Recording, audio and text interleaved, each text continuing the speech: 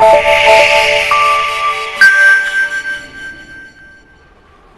alhamdulillah, wassalatu wassalamu ala rasulullah wa ala alihi wa sahbihi wa mawala.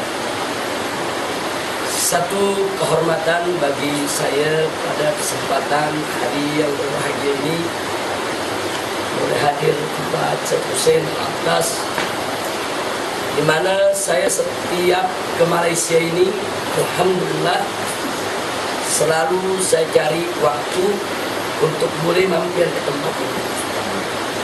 Karena di tempat ini pertama saya dapatkan orang tua sekaligus kawan, sahabat yang boleh berkongsi pengalaman, yang boleh berkongsi informasi. Dan itu pertama kenapa saya suka betul, yaitu datang ke tempat ini. Dan yang kedua, bahwa Sahibul Bait, yaitu Syekh Hussein Al-Aqdas, sudah cukup lama saya kenal.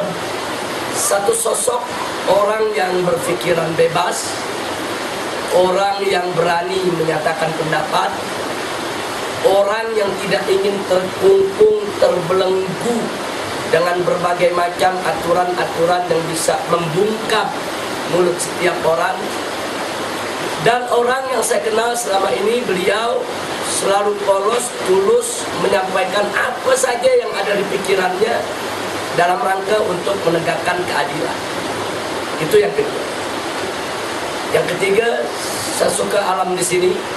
Sebagaimana tadi dikatakan University of Life, itu saya dapatkan di sini sangat asri, alamnya, tabi'i, dan ini membuat kita boleh mendapatkan inspirasi, boleh mendapatkan ide-ide dalam suasana yang luar biasa ini.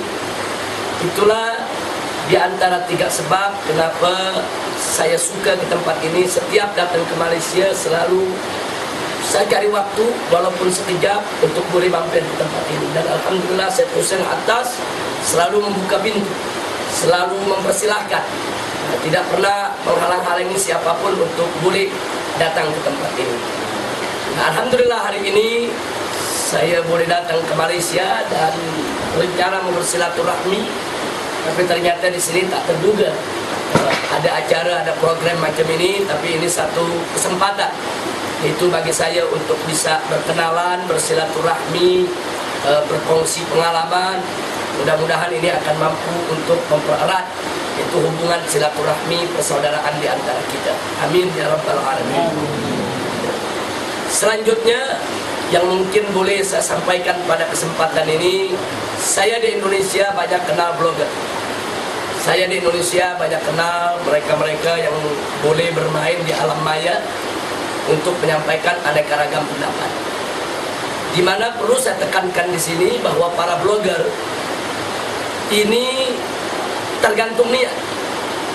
Jadi kalau mereka punya niat baik, kalau mereka punya niat-niat mulia, maka mereka akan mampu menjadi pejuang-pejuang, menjadi pahlawan-pahlawan yang menyuarakan keadilan, membela orang-orang yang lemah, orang-orang yang tak mampu untuk bersuara.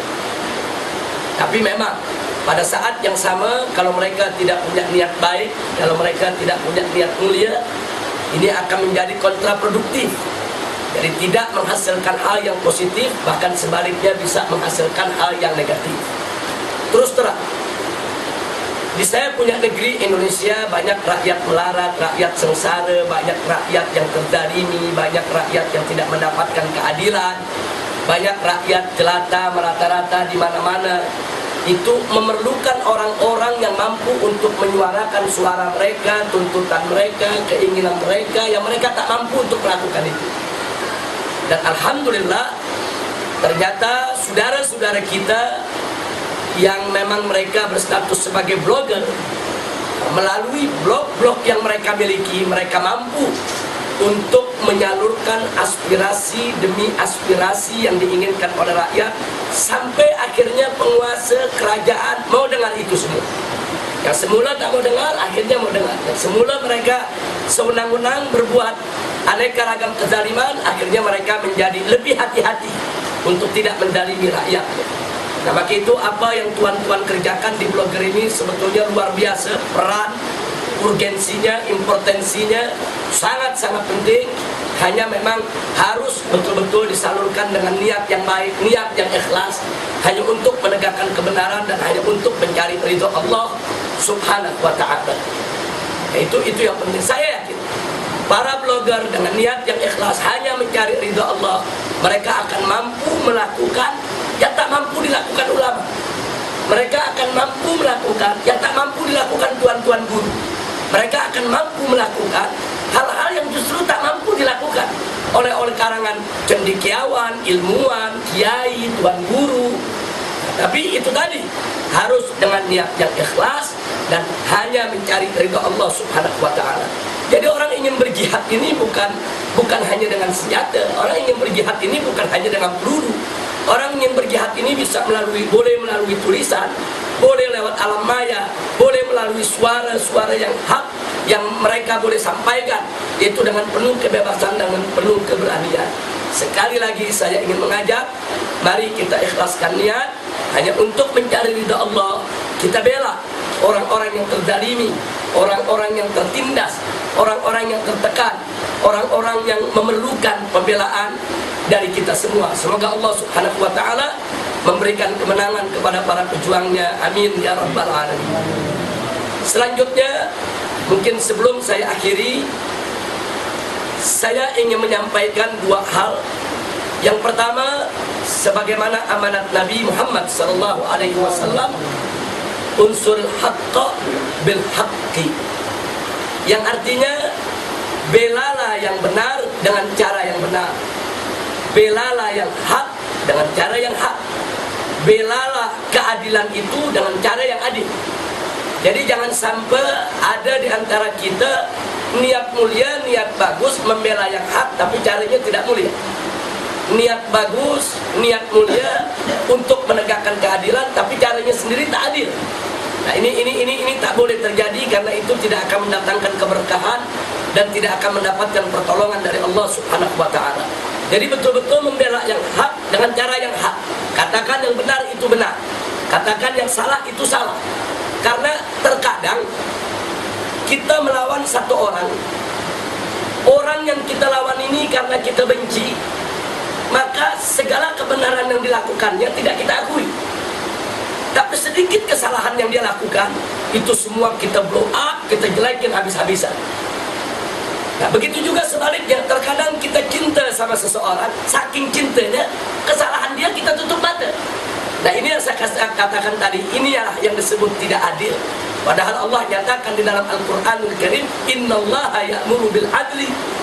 Sesungguhnya Allah itu memerintahkan untuk menegakkan keadilan. Bahkan di ayat yang lain ditegaskan, wajib kalian berbuat adil walaupun terhadap diri kalian sendiri.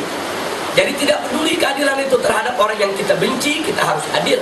Terhadap orang yang kita cinta, kita harus adil. Mesti adil. Terhadap musuh, mesti adil.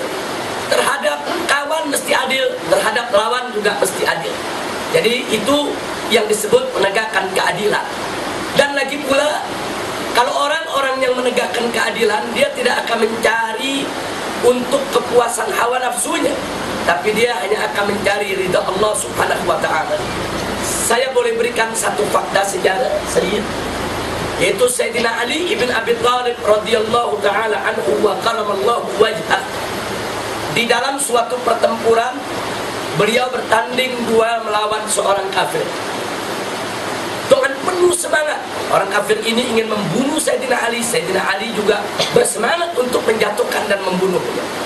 Tapi manakala si musuh tadi terjatuh, pedang sudah terlepas, tiba-tiba si musuh ini buang ludah, buang air liurnya ke wajah Sayyidina Ali, yang membuat Sayyidina Ali makin marah.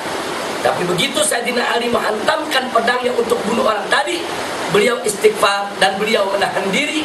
Kemudian sang musuh ditinggalkan, tidak jadi dia bunuh, saudara. Nah, ketika itu lepas daripada peristiwa, Sayyidina Ali ditanya oleh seorang kawan, ya Abul Hasan. Abul Hasan itu panggilan untuk Sayyidina Ali. Kenapa pada mulanya kau begitu semangat ingin membunuh lawanmu tadi, tapi terakhir begitu lawan sudah jatuh, tak jadi kau bunuh? Ada apa? Sayyidina Ali menjawab, pada mulanya aku semangat untuk membunuh dia karena mencari ridha Allah. Tapi begitu dia buang ludah, buang air liur ke wajahku, semangat membunuhku bukan karena Allah lagi, tapi karena marah pribadiku. Maka itu aku tak rela untuk bunuh dia karena urusan pribadi. Aku tak rela untuk bunuh dia hanya karena kemarahan hawa nafsuku. Tapi aku hanya ingin membunuh karena Allah, bukan karena hawa nafsu. Nah ini satu contoh kehidupan yang luar biasa yang ditunjukkan oleh Sayyidina Ali ibn Abi Thalib radhiyallahu taala anhu, di mana dia ingin menunjukkan cinta karena Allah, benci juga karena Allah. Perang juga karena Allah, bukan karena hawa nafsu. Jadi semata-mata hanya untuk mencari ridha Allah Subhanahu wa taala. Kemudian masih soal keadilan, mari kita lihat Sayyidina Ali ibn Abi Thalib. Tatkala beliau menjadi khalifah, beliau berjalan di tengah pasar, kemudian beliau dapatkan salah satu kedai di pasar tersebut yang menjajakan menjual pakaian. Di sana ada pakaian perang, ada baju besi. Begitu Sayyidina Ali melihat baju besi tersebut, Sayyidina Ali pun tahu kalau baju besi tersebut adalah milik beliau yang hilang sekian lama. Beliau sampaikan kepada pemilik kedai tadi, pemilik toko tadi. Kata Sayyidina Ali, ini bajuku. Ini yang sudah lama hilang, yang sudah lama aku cari. Kemudian kata si pedagang, yang ternyata pedagang itu seorang Yahudi, seorang non-Islam, non-Muslim, bukan dari kalangan orang Islam. Dia katakan, tidak, ini bajuku, ini daganganku. Dari mana datang ini kau punya? Ini milikku, bukan milikmu. Kemudian Sayyidina Ali berupaya untuk meyakinkan bahwa ini adalah barang beliau dengan ciri-ciri disebutkan, bahwa barang ini ada kelebihannya di sini, ada cacatnya di sini, ada tak betulnya di sini, dan seterusnya. Semua yang dicirikan oleh Sayyidina Ali benar, tapi si Yahudi tadi tetap tidak menerima. Akhirnya kata si Yahudi, kalau Tuan yakin bahwa benda ini memang milik Tuan, ya kita ke mahkamah saja, biar nanti hakim yang menentukan ini milik Tuan atau milik saya. Padahal ketika itu Sayyidina Ali khalifah, kepala negara.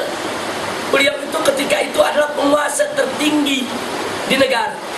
Tapi tantangan Yahudi tadi diterima oleh Sayyidina Ali ibn Abi Thalib radhiyallahu ta'ala anhu, dan akhirnya mereka berdua ke mahkamah.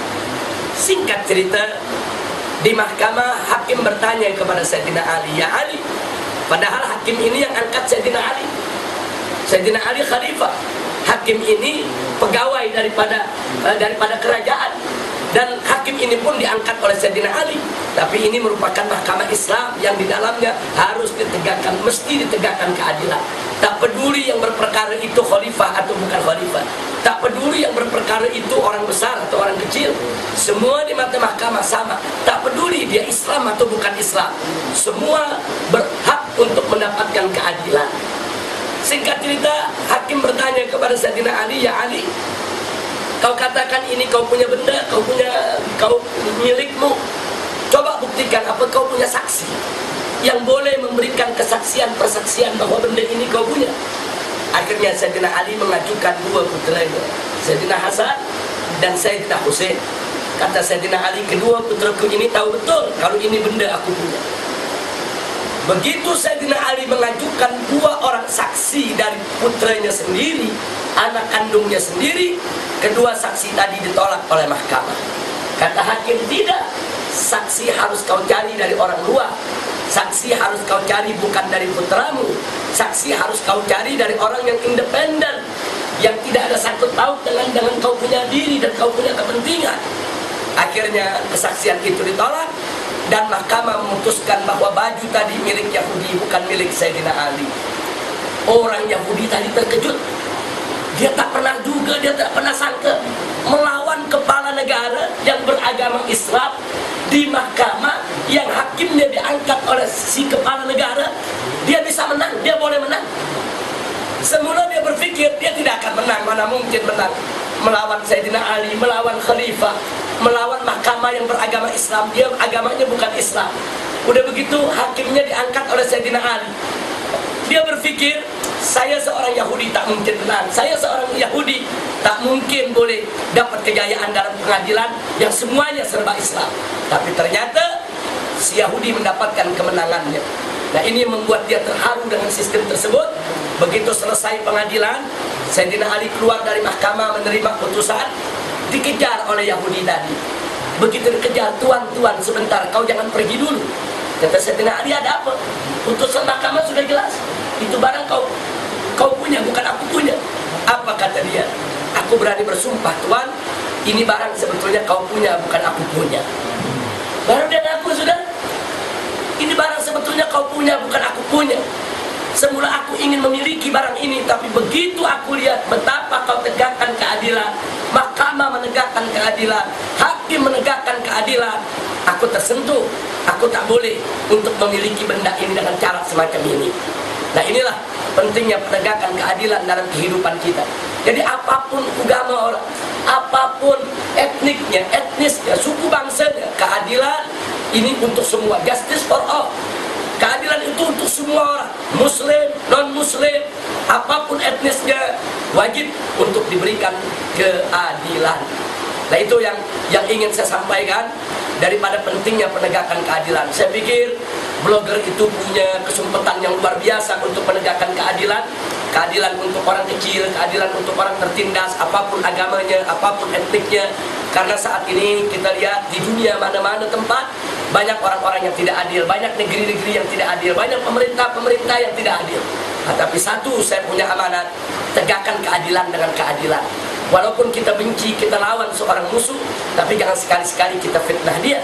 Jangan sekali-sekali musuh kita perlakukan dengan tidak adil. Sekalipun musuh lawan, wajib kita perlakukan dengan adil, apalagi kawan. Kalau lawan saja mesti diperlakukan dengan adil, apalagi dia kawan. Nah, karena itu dalam kesempatan yang berbahagia ini, saya ingin mengajak saya punya diri dan juga segenap rekan-rekan, kawan-kawan, saudara-saudara, tuan-tuan dan puan-puan, mari bersama-sama kita tegakkan keadilan untuk semua orang. Siapapun dia berhak untuk mendapat keadilan di dalam kehidupan di atas muka bumi ini. Yang terakhir, saya selama ini dengan Syed Hussein Aqdas, beliau saya anggap sebagai orang tua, beliau saya anggap sebagai senior, beliau saya anggap juga sebagai sahabat saya yang banyak memberikan inspirasi, yang banyak memberikan dorongan-dorongan. Walaupun mungkin dunia kami berbeda, saya bergerak dalam bidang dakwah, pengajaran Islam, beliau bergerak dalam bidang seni, budaya, tapi saya pikir intinya sama. Beliau ingin menyuarakan kebenaran, saya ingin menyuarakan kebenaran. Beliau ingin menegakkan keadilan, saya ingin menegakkan keadilan. Saya pikir yang penting ini substansi ini sama, ini yang mesti kita jaga. Dan beliau ingin menunjukkan ke dunia ini betapa rahmannya Allah, betapa rahimnya Allah, betapa karimnya Allah dengan cara yang beliau inginkan. Nah, saya juga kemana-mana berdakwah, yaitu dengan tujuan yang sama, untuk menunjukkan kebesaran Allah, kemuliaan Allah, keagungan Allah. Jadi boleh kita berbeza-beza cara, yang penting tujuan kita tetap satu, li'la kalimatillah subhanahu wa ta'ala, untuk meninggikan kalimat Allah subhanahu wa ta'ala. Saya pikir sebagai blogger memang harus bebas, tidak boleh terkekang, tidak boleh ada orang menutup kita punya mulut. Kita mesti bicara dengan bebas, kita mesti sampaikan pendapat kita dengan bebas, tanpa siapa-siapa boleh untuk melarang kita. Hanya saja saya ingin ingatkan diri saya, kita boleh sebebas-bebasnya untuk bicara, tapi tidak boleh kita melanggar syariat Allah, tidak boleh kita melanggar aturan Allah subhanahu wa ta'ala. Kalau itu bisa dijaga, silakan kita bicara dengan bebas, sila kita suarakan dengan bebas, sila kita perjuangkan segala sesuatu dengan bebas, tanpa siapapun boleh mengekang kita. Syarat jangan melanggar kewajiban yang sudah ditetapkan oleh Allah subhanahu wa ta'ala. Dan seorang blogger itu tak boleh ikut kata mayoriti atau ikut arus kata sekelompok orang. Tidak, dia mesti bebas, mesti independen, mesti objektif. Tidak boleh hanya ikut-ikutan daripada pendapat seseorang, walaupun dia mesti melawan arus, ibarat air sungai. Kalaupun kita harus menjadi ikan yang melawan arus, seperti ikan salmon, walaupun ada air terjun, dia mau naik, dia bisa naik sendiri. Dia tidak mesti ikut arus. Kalau memang dia harus lawan arus, dia lawan arus. Kalau memang dia harus ikut arus, dia ikut arus. Nah, untuk ini saya punya cerita, fakta sejarah, saya Hussein. Dulu ada seorang soleh, namanya Luqman Al-Hakim. Dia pernah bawa, dia punya budak, dia punya anak, masih kecil, masih budak lagi, untuk keliling kampung untuk keliling kampung melihat bagaimana pandangan-pandangan masyarakat, pandangan-pandangan orang umum. Singkat cerita, Luqmanul Hakim dengan anaknya, dengan putranya keluar membawa seekor keledai, donkey, yaitu seekor himar.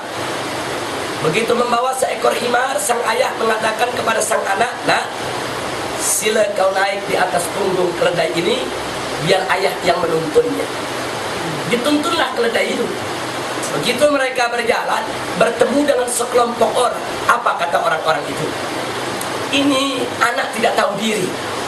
Masa budak ada di atas punggung keledai, menaiki kendaraan, sementara orang tua berjalan kaki? Anak macam apa ini? Ini budak macam apa? Budak tak tahu diri, tak tahu hormat orang tua. Si anak dengar macam itu, dia kasih tahu ayah, "Ayah, itu tadi orang-orang tua bilang aku anak tak tahu diri. Karena kau ayah berjalan kaki, aku yang naik kendaraan, naik keledai." Kata sang ayah, "Jadi bagaimana mestinya wahai anakku? Kalau begitu ayah yang naik, biar aku yang tuntun ini keledai." Turunlah si anak dari si ayah yang naik keledai. Si anak yang tuntun. Begitu berjalan lagi ketemu kelompok yang lain, bukan yang tadi. Kelompok ini mengatakan apa? Ini ayah tidak tahu diri, ayah tidak punya rasa kasih. Masa anak masih budak pula disuruh jalan? Dia sudah tua bangka macam ini, berkendaraan di atas keledai. Ini orang tua apa? Ini orang tua yang tak punya kasih sayang terhadap anak.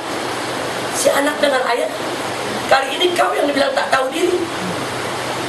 Karena kau dikata tak punya rasa kasih, tak punya rasa cinta kepada anak." Kata si ayah, "Kalau begitu bagaimana baiknya, wahai anakku? Kalau begitu kau naik saja. Kita naik keledai bersama. Berdua kita naik keledai.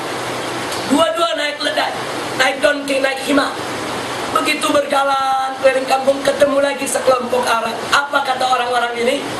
Ini anak dan bapak ini tak tahu diri dua-duanya. Keledai kecil kok dinaiki berdua. Ini keledai kecil tak mampu untuk tanggung beban, dinaiki berdua. Gak tahu diri ini. Ini orang tua sama anak.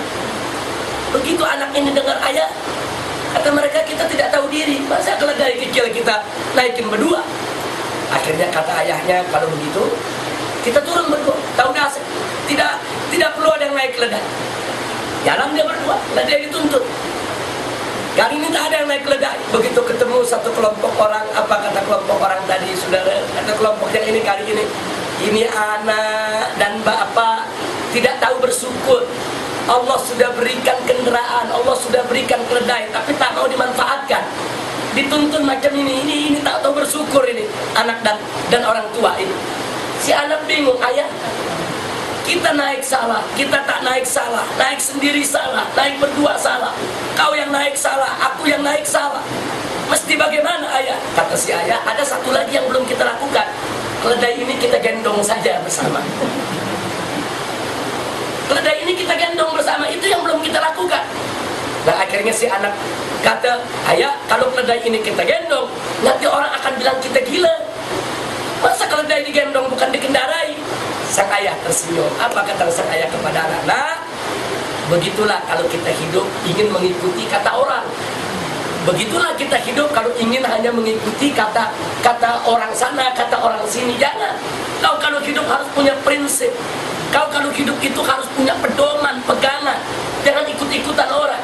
Jangan orang bilang begini kau ikut, orang bilang begitu kau ikut, orang bilang seperti ini kau ikut. Tidak. Tapi kau mesti independen, mesti punya pandangan yang objektif, kau mesti punya prinsip, sehingga kau tidak mengikuti arus yang nantinya akan merusak kau punya hidup." Nah inilah sekedar cerita yang ingin saya sampaikan.